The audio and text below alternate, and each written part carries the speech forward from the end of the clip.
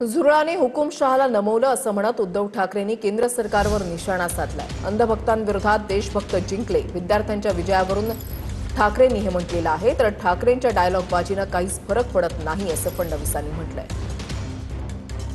आणि मला मोदीजींना सांगायचंय की मोदीजी की आता तरी देशाकडे लक्ष द्या।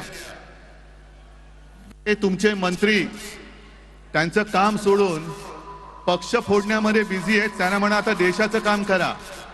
मला असं वाटतं की अशा प्रकारचे डायलॉग्स हे गेल्या 10 वर्षात त्यांनी अनेक वेळा मांडलेले आहेत, पण त्यांचे डायलॉग्सचा कोणावरही असर होत नाही।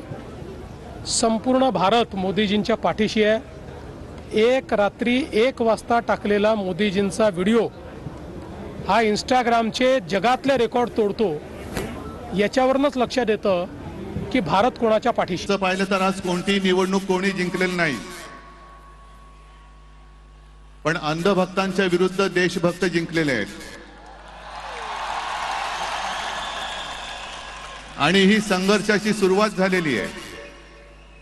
हा संघर्ष भाजप विरुद्ध भारत असा हा संघर्ष आहे।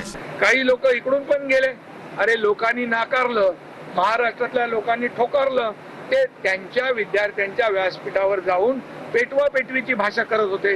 आता आग लागलेली आहे, विझून देऊ नका, ते काय देशामध्ये अराजकता पसरवण्याची जे काय तुमचा प्रयत्न आहे तो यांचं आपल्या विद्यार्थ्यांचं आंदोलन संपल्यामुळे मागे घेतल्यामुळे ते निराश झालेले आहे। आणि म्हणून अशा प्रकारच्या दुसऱ्याच्या ते म्हणतो ना आपण बेगाना शादी में अब्दुल्ला दिवाना अशा प्रकारचा हा विषय आहे।